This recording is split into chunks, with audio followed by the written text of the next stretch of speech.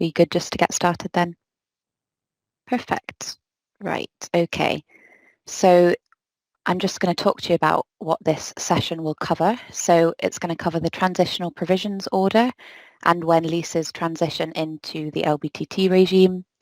It's also going to provide some links to useful sources of information that you can have access to once the slides have been circulated after the session.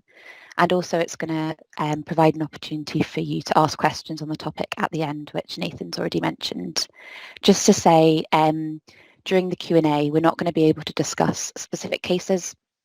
So if you've got an open case or a case that's coming up and you wish to speak to someone from Revenue Scotland, it's best to either contact the help desk or send an email to the LBTT mailbox. Okay, so this first page here, this is looking at useful links for the purposes of the transitional leases. So the first one here is looking at the UK government guidance, which was published just prior to the 1st of April 2015, which is when LBTT went live. So this was published in the February of that year, and it seeks to give guidance and information about transitional provisions and how they affect Scottish land transactions that began in HMRC. The second link on this page looks at our guidance, Revenue Scotland's guidance at LBTT 6050. So this covers Revenue Scotland's view on the transitional provisions, which we'll go through in more detail through today's session. The third link is to the leases schedule of the LBTT Act. The fourth link is to the transitional provisions order itself. And then the final link on this page looks at the policy note that's associated with the transitional provisions order. Again, hopefully once you have these slides after the presentation, they'll be useful for you to go back to. So the UK government transitional guidance splits leases into different sections, which are on this page. I'm not going to go through each of them. Some of them will be covered today, not all of them, because we just don't have the time to do that. But hopefully the guidance which gives you examples will be helpful to you. And if you have any questions, obviously, either ask them at the end or contact the LBTT mailbox and we'll be happy to help. Okay, so we'll start off with what is a transitional lease. So put simply, I guess, a transitional lease is a lease that began prior to the 1st of April 2015 and something has taken place after that date, which means it then transitions into LBTT because of the transitional provisions order. So the purpose of the transitional provisions order is set out in the policy note, and it basically says that it's there to ensure that different types of land transactions or arrangements involving land transactions in Scotland aren't taxed twice, but are subject to one tax or the other at all. The order ensures that transactions that would have been chargeable prior to LBTT's introduction are still chargeable afterwards if certain circumstances arise, and it makes sure that Scottish leases don't fall out of tax when they move between the different regimes. So it basically does what it says. It's an order for leases that are transitioning between different regimes. So hopefully this slide gives you some awareness of the types of leases that would typically transition into LBTT under the transitional provisions order. So if a lease has been varied post the 1st of April 2015 to increase the term or the property size, and the transitional provisions order is triggered, and we would treat that as the grant of a new LBTT lease and a return is required. Similarly, if the lease has been varied to increase the rent and it's in the first 5 years of the original grant of the lease, then again, that would be treated as the grant of a new LBTT lease and a return would be required to Revenue Scotland. And also, if the lease was exempt from charge prior to the 1st of April 2015 and is now being assigned for the first time, and the person who is being assigned the lease, the new tenant, is not able to get the relief that was applied for by the outgoing tenant, then again, this would be treated as the grant of a new LBTT lease and a return is required. Cara's going to go through some examples shortly, which will put these into context a little bit more and hopefully solidify that understanding. Also, if you assign your lease and there is a premium of £40,000 or more, an LBTT conveyance return may be required. That's not a specific transitional provision point, that's just an overarching lease point in LBTT. So the opposite of the previous slide, these are typical areas where a lease would not transition into LBTT. So if your lease has been varied after the 1st of April 2015, but it's to decrease the term, the rent or the property size, it would remain under the previous regime and there would be no obligation to inform Revenue Scotland, even if the lease relates to land in Scotland. If the lease continues after a fixed term but no other changes have occurred, again, it would just remain under the previous regime. And if it's just continuing and it has an indefinite term, then it would just remain under the previous regime. If the rent ceases to be uncertain and an adjustment is required, there's again no obligation to let Revenue Scotland know unless something else in the transitional provisions order has been triggered. Just on the indefinite term point, a lease for an indefinite term is treated in the first instance as if it's a lease for a fixed term of 1 year. And then after it continues, it's treated as a lease for a fixed term of 2 years and so on. A lease for an indefinite period of land in Scotland, which is granted prior to LBTT's commencement, will continue to be subject to SDLT even if it continues after the 1st of April 2015. So this slide is just covering the filing obligations that you have with Revenue Scotland under a lease. So the first return that would be required is the grant of a lease, so the original lease return. And as I said previously, where a transitional lease comes into LBTT, it's treated as the grant of a new lease. So we would expect an original lease return to be filed with Revenue Scotland. An assignation return is required where a lease is assigned to a new tenant. A termination return is required either on the natural expiry of a lease or on early termination. And a 3-yearly review return is required. And the review returns allow the taxpayer to make Revenue Scotland aware of any changes that have taken place since the last return was submitted. And the 3-yearly review date is set from the effective date, which Cara will come on to shortly when she goes through some of her examples.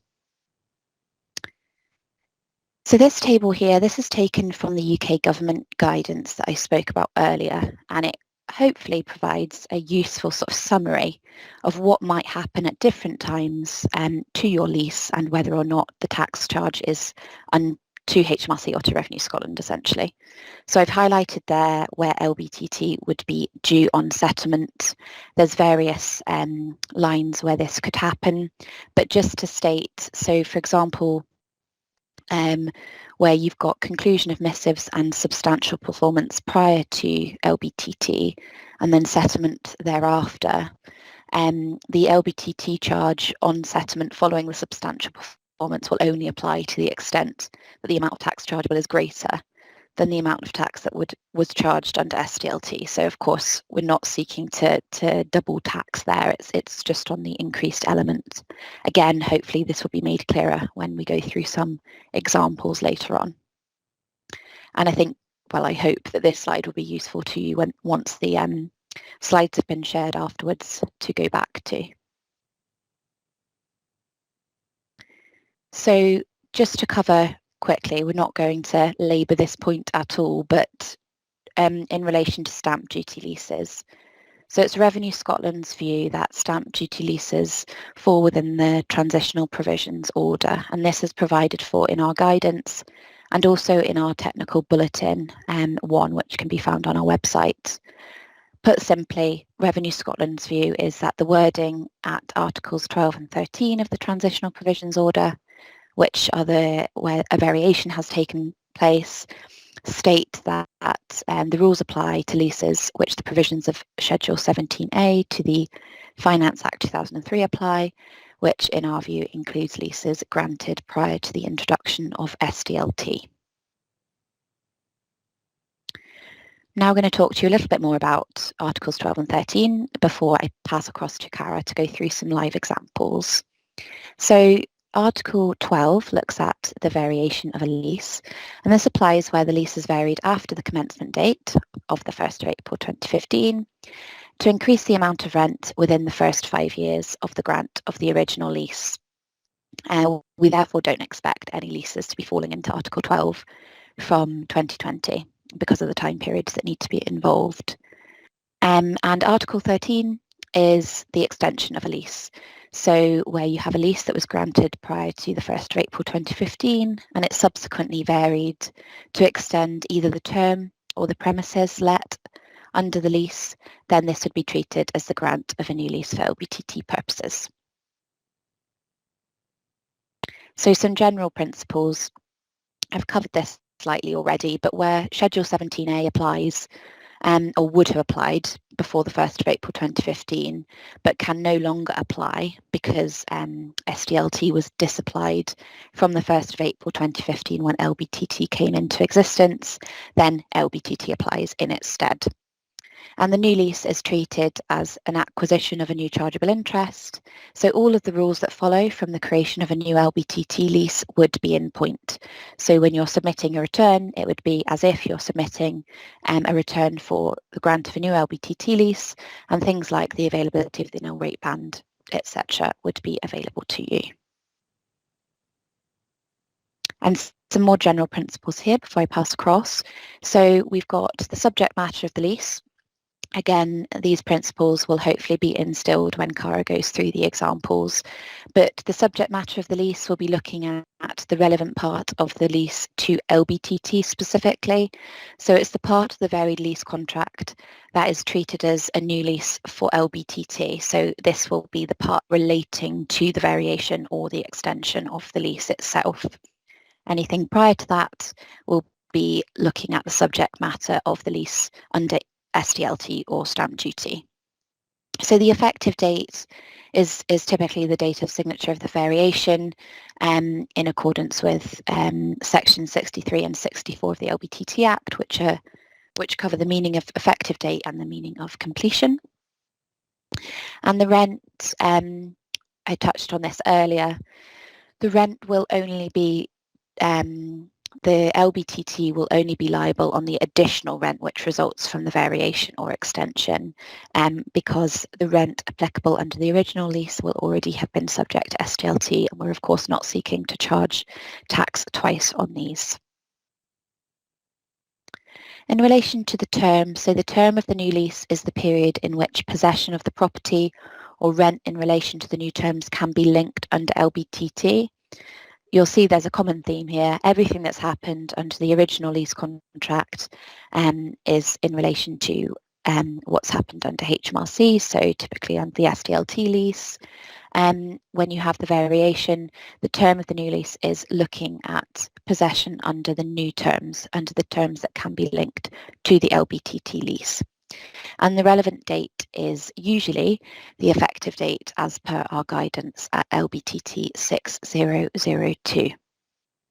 So hopefully that made sense and I didn't run through things too quickly, but what I'm going to do now is pass across to Cara and she's going to go through some examples with you.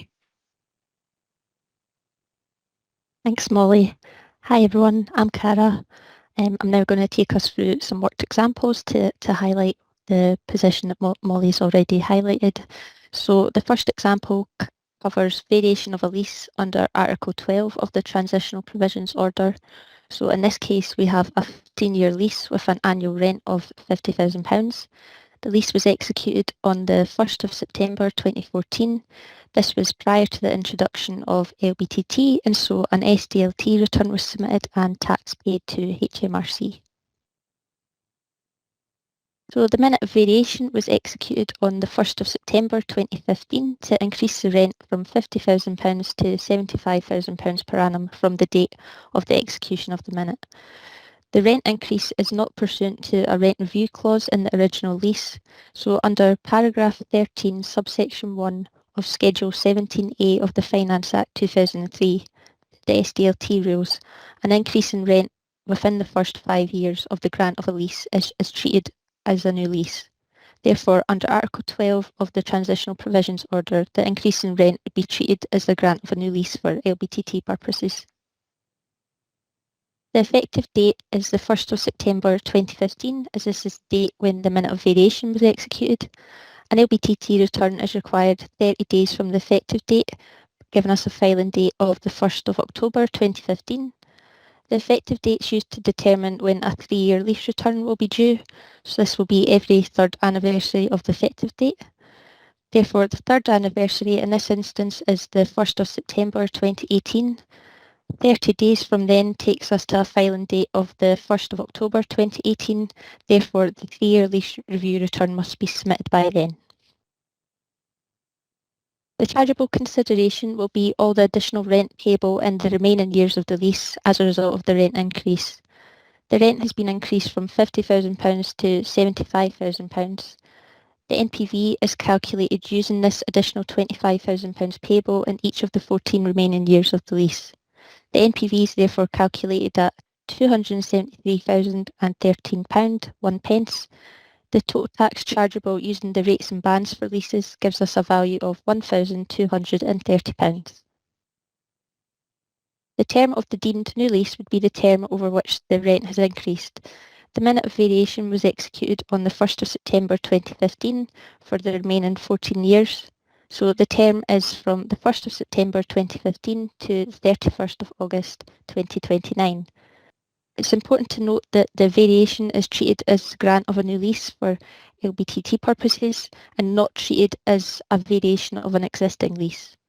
If the lease is varied after the 1st of April 2015 to increase the rent after the first 5 years of the grant of the lease would not enter the LBTT regime unless one of the other transitional provision orders apply. Therefore, from the 31st of March 2020, there should be no new deemed leases created by Article 12. Where the periodic rent reviews increase the rent, the transitional provisions orders is not triggered.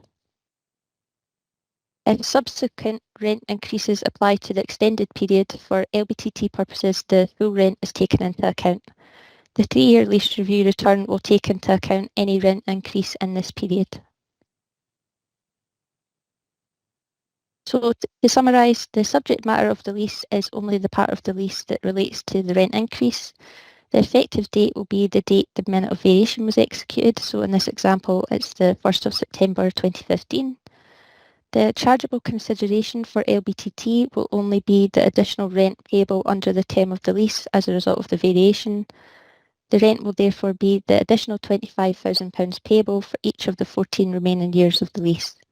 The term of the deemed new lease is the term over which the rent has increased. So this is from the 1st of September 2015 to the 31st of August 2029 when the lease expires. The start date of the new lease is the start date of the relevant term, so the 1st of September 2015, and the relevant date as per our guidance at LBTT 6002, the relevant date is usually the effective date, so in this example, the 1st of September 2015.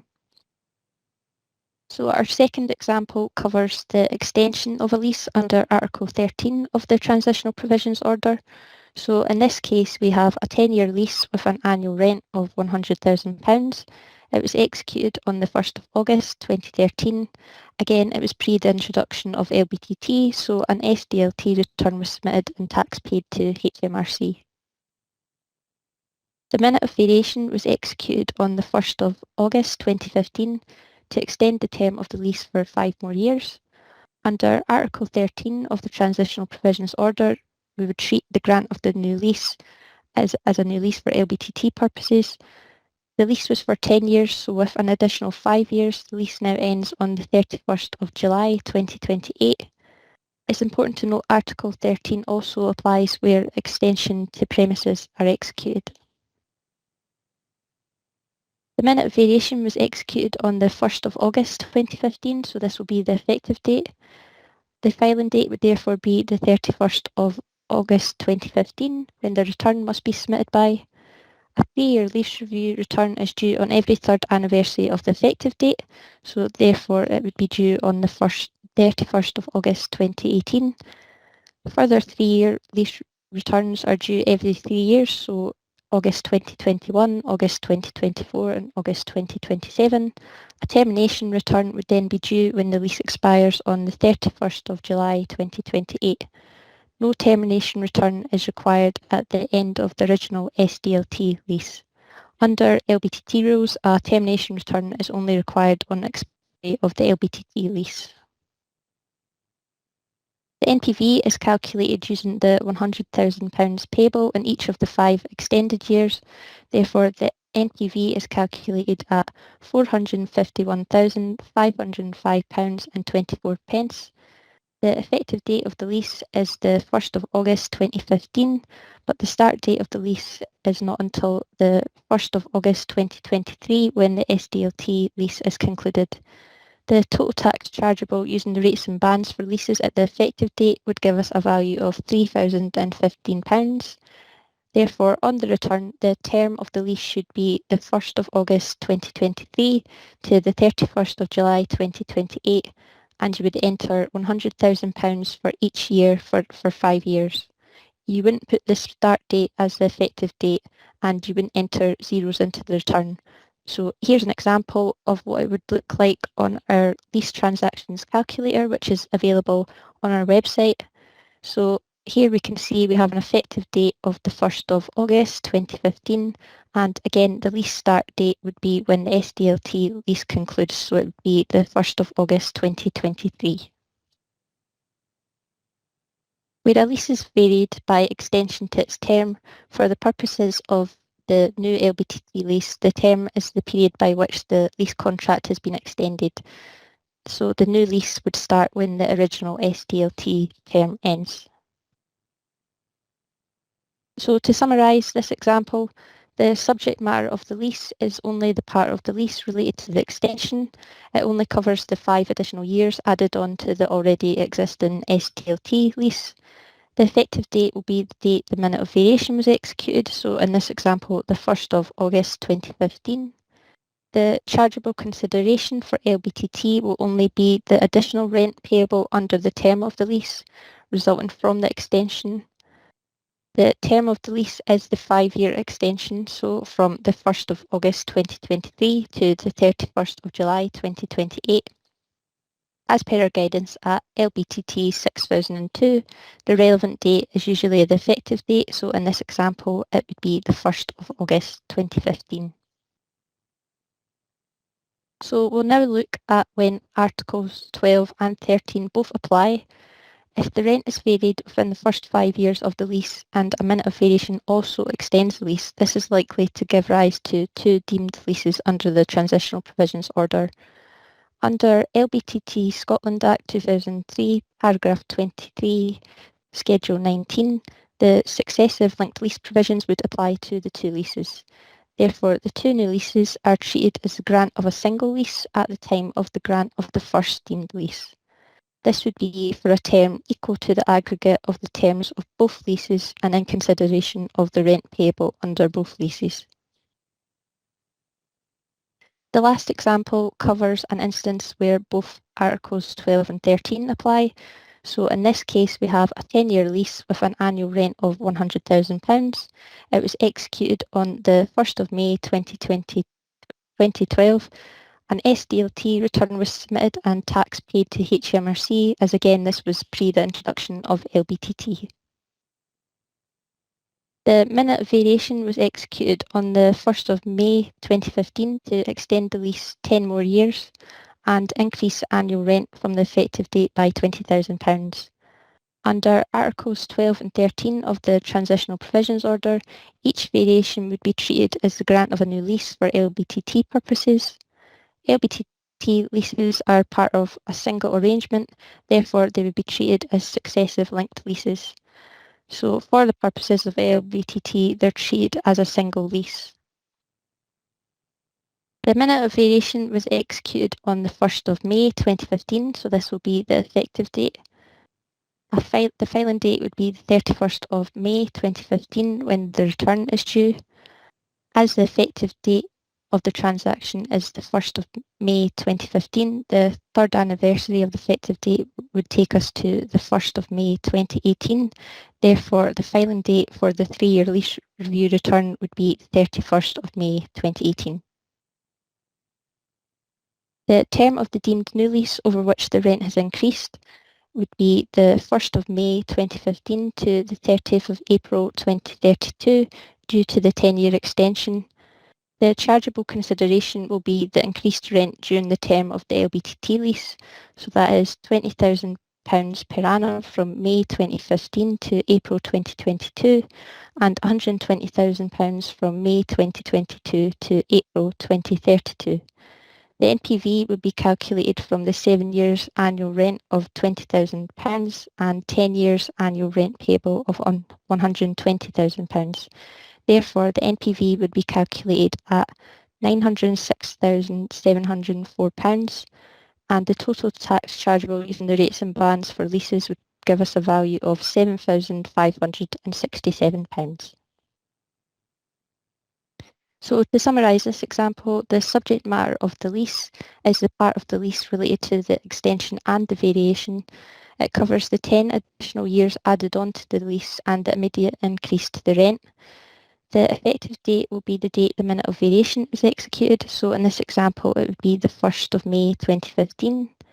The rent is the chargeable consideration. The rent increase during the term of the LBTT lease. So this is £20,000 per annum from May 2015 to April 2022 and £120,000 from May 2022 to April 2032. The term of the new LBTT lease is the 1st of May 2015, so the date the minute of variation was executed, for 10 years and an additional 10 years due to the extension, taking us to a lease expiry date of the 30th of April 2032. The relevant date as per our guidance at LBTT 6002 is usually the effective date, so in this example it would be the 1st of May 2015. And here is some more information we have on 3-year lease reviews. We'll not cover this just now for the interests of time, but we've included this for your information. And I'll now pass back to Molly. Thank you. Thanks so much, Cara.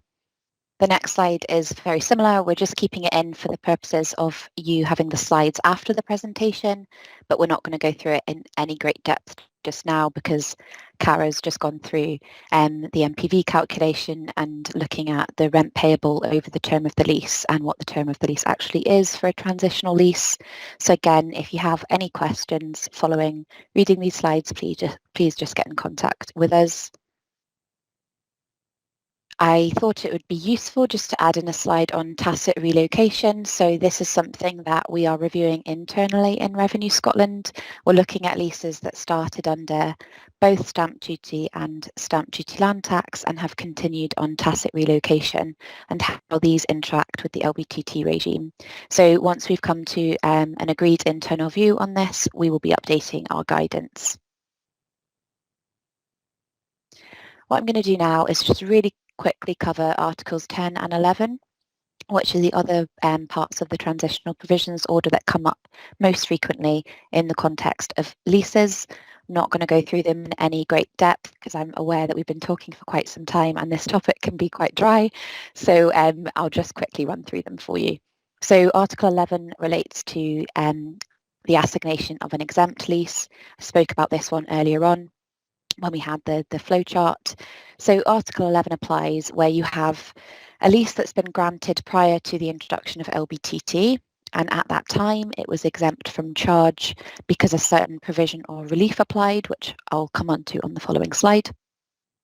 So the effective date of that lease needs to be prior to the commencement of LBTT, and then the lease needs to be assigned after the 1st of April 2015, and the new tenant is not entitled to the provision that was relied upon by the original tenant. So if Article 11 is in point, what this tries to do is bring it into line with paragraph 27 of Schedule 19 of the LBTT Act and treat the assignation of the lease as a new lease for LBTT purposes. The applicable provisions are here. So if any of these have applied to make the original grant of the lease exempt and they do not apply to the incoming tenant, then Article 11 may be in point. So as I said previously, what Article 11 seeks to do is bring the lease into the scope of paragraph 27 of the leases schedule and tries to make sure that those provisions can then apply. And what paragraph 27 does is it treats the lease as the grant of a new lease by the assignor for a term equal to the unexpired term of their lease and on the same terms as those on which the assignee will hold that lease after the assignation. And what I've done is just put a link in the slides to the SDLT rules, which are the equivalent provisions underneath the Finance Act 2003. Lastly then, I'm just going to quickly cover Article 10, which is overlapping leases.